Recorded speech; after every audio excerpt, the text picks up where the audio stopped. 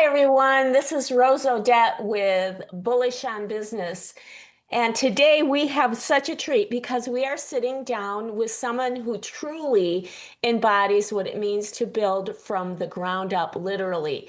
Evan Lefler. Hi, Evan. How are you today? I'm doing good. I'm so happy you're here. Evan Lefler is a long distance runner, a dedicated husband, and a hardworking entrepreneur with deep roots in Traverse City, Michigan. I met Evan at Oops, the Office of Possibilities, where we meet every Tuesday at the bank building on 8th Street. And we have such a good time there. We learn a lot about each other and their entrepreneurs, but and I'm excited to go a lot deeper today with Evan and learn more. So, what I know is that Evan's career path is a masterclass in hands-on leadership. From his years as a mechanic and service manager over multi-million dollar assets at Team Elmer's. And also, he was a property manager down in Big Rapids for a very successful entrepreneur. He's really built his life very grounded in consistency, endurance, and craftsmanship. Evan supports his wife's company while working there at Orchard Cleaning Services. This shows also that he has an entrepreneurial spirit at the home front. It really runs both ways. He believes in community, family, and putting all your all into what matters. He also is a podcast host. He runs Local Conversations, a podcast where Evan talks to people about their passion, their business in and around Traverse City, Michigan. When he's not running equipment, you'll likely find him running trails, and that passion for endurance perfectly mirrors his approach to business: steady, strong, and always pushing forward. So, whether you're here for business inspiration today at Bullish on Business, or you just love a good story about grit and growth, you're in for a treat. So, let's dive in. Here's Evan Leffler on Bullish on Business. So, you came down to Cadillac I finally. did, yeah. It was actually a nice drive. The sun was shining, so it was great. It Perfect. was easy. Wonderful. Well, I know that you have a big family of four children, so you probably have a lot going on in your life and all the running and the business and the and everything, the podcast and all that. Yeah. Wow, busy person. Yeah, they keep us busy, the kids, all their extracurriculars and schooling, and of course, just yeah, my wife running orchard cleaning services and everything that goes along with business. Yeah, it's huge. It's huge. Well, before we jump into the questions I have prepared for Evan, I always like to talk to people about who they are and what makes them tick and sort of their origin story. Could you kick us off with that about you, Evan? It's- so I was born and raised in Traverse City. Just kind of had I feel like a normal average childhood. Grew up riding my bike everywhere and just to friends' houses, and we'd go, play in the woods, get into trouble, do those types of things. Started working on a farm. I worked on a dairy farm through high school. Wow. After that, I went to trade school to be a mechanic out in Laramie, Wyoming. Oh, So I did that for 6 months. I came back and became a diesel mechanic. I was a diesel mechanic for 10 years, working on heavy equipment and trucks. I ended up at Team Elmer's there in Traverse City. Started out working second shift, ended up working in the office as the service manager, managing all the equipment and the regular maintenance. Um, After that, I went to work for the successful businessman. I worked at his home for 5 days a week. And I just basically did everything that he needed to be done, whether it was irrigation, HVAC, even things as simple as running errands, picking up groceries to taking them to the airport, and just little tasks like that. My goal was to basically um, make them notice when I was not around because they could just feel, like they're missing, yeah, they're they're missing a piece. missing. Wow. You So really get to see business from up close and personal when you're working with someone that yes, intimately. yes, and it was a great learning experience because I got to have conversations with this very successful individual whose company was, making well over six figures, Wow. their business. And you got to see just at that level what it takes, not Hmm. only from a business standpoint, but a personal standpoint. Mm. Um, and it was definitely eye-opening and life-changing experience. After that, I went on to start my own organic vegetable farm. I did that through the pandemic for a little bit, and it ended up not working. Mm. So I ended up working for my wife, and I do marketing for her and manage some of the rental cleanings, Hmm. and just again, kind of whatever else is needed to be done. Excellent. Wow, what a varied background. That's so cool. Wow, that really takes us the full gamut and now back in Traverse City and a dairy farm, a diesel mechanic. I think that's so amazing. You're very handy and you're going to be building a sauna because you're on your way to Mount Pleasant to pick up some wood for your sauna. So Yeah. very, very hands-on, can-do kind of person. Well, you finished the grueling races. Let's get into your running. I know that that's a huge passion of yours. You finished the grueling races like the 75K in Traverse City and the 100, yes, that's I am saying 100 miler in Montana. What have those experiences taught you about pain tolerance and mental strength that most people will never really encounter because they haven't experienced that? The one thing that probably stands out the most is when you're when you're when your body's telling you to stop, you can definitely keep going. These races, these challenges are all mental. It's gonna hurt just like in life. We're gonna encounter things that hurt. They're hard. We want to stop. But if you can keep your mind in the right spot and just keep going, you will get to the finish line and you will see the light. Oh, wow. Yeah, I've done 3 half marathons. And I tell you, it is even for, well, that's what, 13.1. Yeah. And that's very difficult. I can't imagine doing 100 or 75. Oh my gosh, that's just unbelievable. Well, congratulations. I know that that is huge. So if ultra running is about pacing yourself through highs and lows, how do you apply the same endurance and mindset to running a business over the long haul? So kind of back to what I said, it's like the weather, things, it's sunny now. There's going to be a storm that comes in, and that could be dealing with a client, that could be dealing with an employee. But just like a storm, it's going to pass. And there is going to be, again, a nice, beautiful day where you want to get outside and you're happy to live in northern Michigan. And again, you're happy to be running the business. You're happy to have decided to take this journey that you're on now. And it really does come down to mindset. And what you think in your head is what you're going to see. What you focus on is what you're going to see. I mean, life is just all mental. And if you think something's hard, it is hard. If you think something's easy, it is easy. Awesome. So, What a great truth. So cool. I'm glad you're watching this today. If you haven't learned something yet, I know I have. So that's very cool.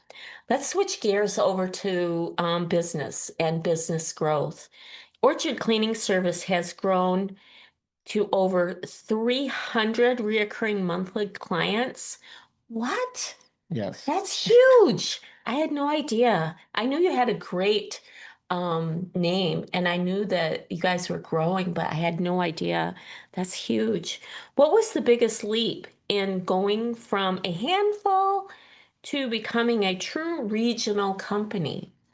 I can't really take credit for any of that because my wife, She started orchard cleaning services back in 2012, and she has grown it to where it is now with the help of others, of course. But um, she was in the beginning, she was working on the side while running her business as well. And after our last child, she decided to go all in. And when she was able to focus 100% on her business, that's when we really saw a dramatic growth in the business. I've only been working for her for a little over a year and a half now. We continue to grow, but she has done all of that hard Awesome. legwork. What's her name? Her name's Erica. Erica, go girl. Yeah. Yeah, we gotta get you on the podcast too. That would be great.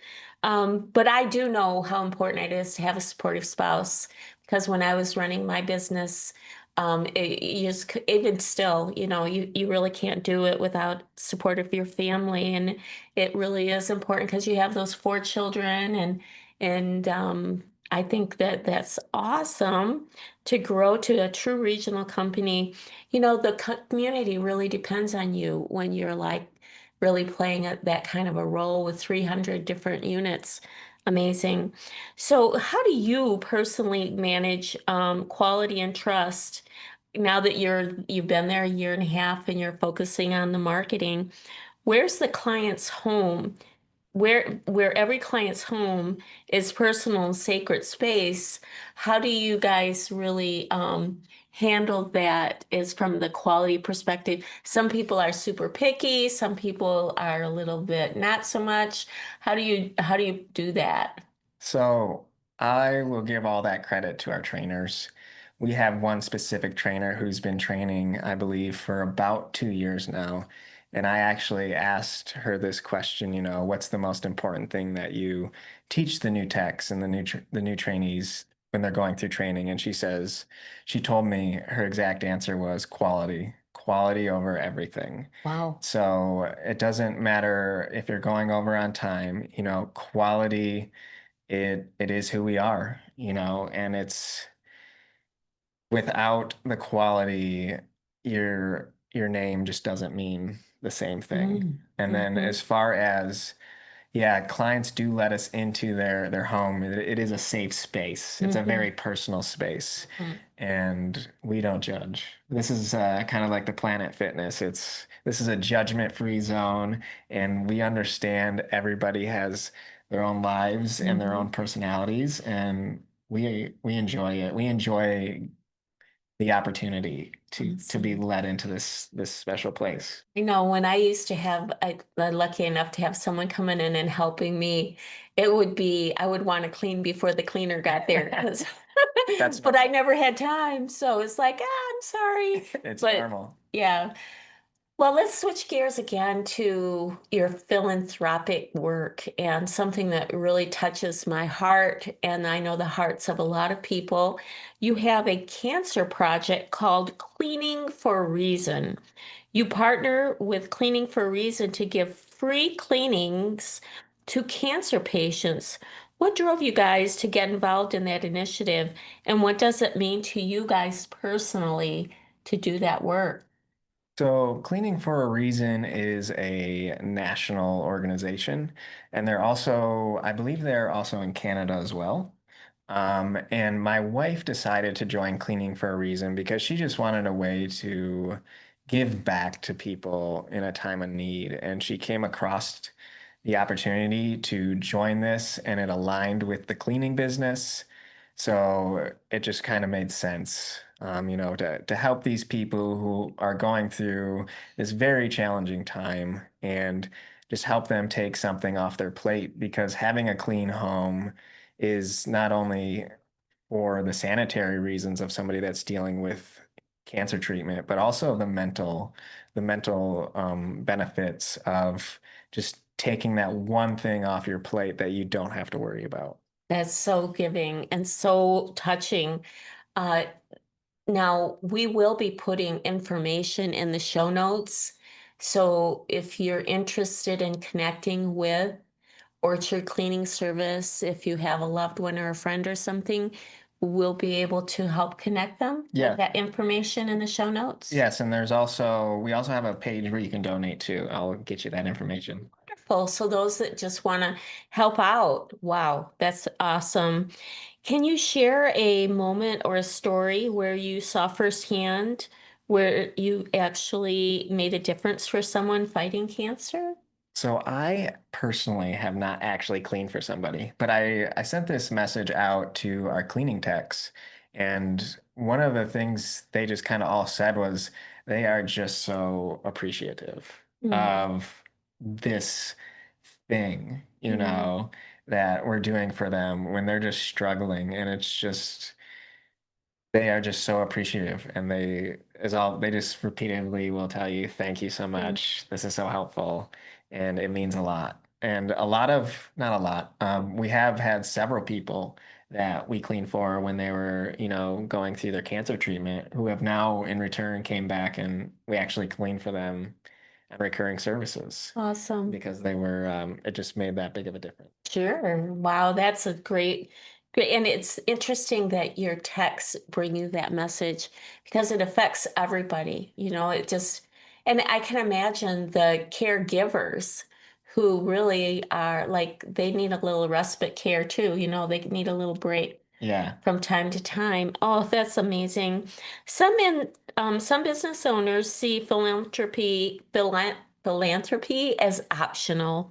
From your experience, how has aligning with this cause actually strengthened your business and your culture at work? So I think it's kind of like on the karma side of things. When you give out good karma and you don't expect anything in return, or you do things and you don't expect anything in return, things are given back to you. Hmm. And that's just kind of how I feel about it. But then also, our cleaning techs are happy to go do this for somebody. They want to go do it. The new techs will ask, when can I go do this? Awesome. Wow. Talk about culture. That really permeates everything. That wonderful, good feeling. Well, gosh, that's amazing. Well, let's switch gears to Habitat for Humanity and the broader community. You have also supported Habitat for Humanity, helping new homeowners by doing post-construction cleans. Why is housing security and a fresh start such an important cause for you at Orchard Cleaning? So I went and sat down with Victoria, who is kind of in charge of the public relations with Habitat here in our area. And about 5 minutes into the conversation, I could just tell how passionate she was about what she did. And I knew she was all in. She was all in on Habitat. So Wow. I was like, she kind of sold me in that way of this person is so passionate about what she does for these people and in the community that it made me want to learn more. And after sitting down and learning about the program that Habitat has to Mhm. provide and the way that they actually build the individual in a positive way of each adult has to volunteer 200 hours per habitat build. So if it's a couple, that's 400 hours total they have to volunteer in the build. And the efficiency of these homes is incredible. It's a very low cost of ownership. They also educate the homeowners in money management. They educate the homeowners in how to care for the HVAC system, Wow. the heaters. I'm sorry, the plumbers and everybody will come in and they'll sit down with the client and almost have it's almost a school saying, this is your heater. These are the maintenance things that you need to do every year. Wow. This is your water heater. And so it's like these are things that almost all new homeowners should go through so Yes. they know how to care for their home. And kind of back to the beginning of the question of low cost home ownership and it's our affordable home ownership is these are the people that are doing the maybe not so grateful jobs, the so pretty jobs, but they are huge parts of our communities. They're the waitresses. They're the people stocking shelves. They're the people doing all of these jobs that kind of get overlooked, but are necessary for a healthy community. And we need those people in our community, and they need to live somewhere. Absolutely. Oh, my heart is just bursting with all the good works you guys do, the Cancer Project and Habitat. Oh, that's amazing. Between Cleaning for a Reason and Habitat for Humanity, you and Erica have positioned Orchard Cleaning as more than just a service provider. You are a true community partner. How do you think this approach has shaped your company's identity in the community? So I think this makes me think of a statement. If you want to go fast, go alone. If you want to go far, go together. Ooh, I never Right. heard that before. So it's one of those things, and it's similar to running these longer distances. It is me out there putting in the miles, but my my crew are meeting me at checkpoints throughout the race to help me Ooh, resupply with water and food. So it is a team sport, and every community needs support. awesome. So it's just, and Wow. That's just chills up and down my arm. It's so good. Very good. I had no idea. See, I told you we'd go deep with Evan today, learning all this good stuff. So let's move on to vision and integration. With your endurance running, your business growth, and your community impact through cancer support and habitat through humanity, what's the bigger mission that ties all this together and all these roles together for you? I think it really comes down to personal connection, human relationships. Those are what really matters. This kind of came to realization for me during COVID when everything was so unknown, Mm, and you have the time to stop and take a step back and think about the whats and the whys of everything that you're doing, and the things that are free and kind of priceless. mm. So it's the connection through communities. It's the connections through friendships. It's the love that, you can't buy these things. Mm-mm. And those are really the things that matter. Those are the things that really lift the community, they lift you, and they just allow you to do I everything. I think that's such a good way to wrap that up. And I love that your kids are watching you and your wife do all this. Are they aware? Are they too little to get it, or do they are they aware of all of these? They know what we do, whether or not, I mean, It's just mom and dad right yeah. now. I But think I know that as time marches on, there's going to be, um, I think there's going to be some little philanthropists in the family too. So before we do wrap it up, I want to talk a minute about local conversations, the podcast that I'm actually going to be on it in the next, like maybe couple months. So I'm excited about that. Why did you start the podcast? kind of similar to, I'm assuming the same reason you did was just I want to get to know these people. Absolutely. I want to get to know these people that are doing things in my community that I am just really curious about. It's whether it's from somebody that's doing sustainable fashion, all the way to another acquaintance of ours, Nick, that runs a sauna. Right. These are people that are making a positive impact in our community, and I want to know their origin story. I want to learn from them, Sure. and also I am just genuinely curious. Absolutely. Curiosity. I think that you're right on. I hope you enjoyed as much as I do because you really get to know someone really well, and they talk about the things that they really love and care about. And we learned that today about Evan and Erica and all they do at in their life, whether it's orchard cleaning, habitat, cancer support, whatever it is. And make sure you join us at Oops if you'd like to sit down with us and chat about entrepreneurship every Tuesday at the bank over on 8th Street between 9 and 11 a.m. And before we wrap it up, is there anything else you'd like to mention? No, I'm probably just gonna second the oops.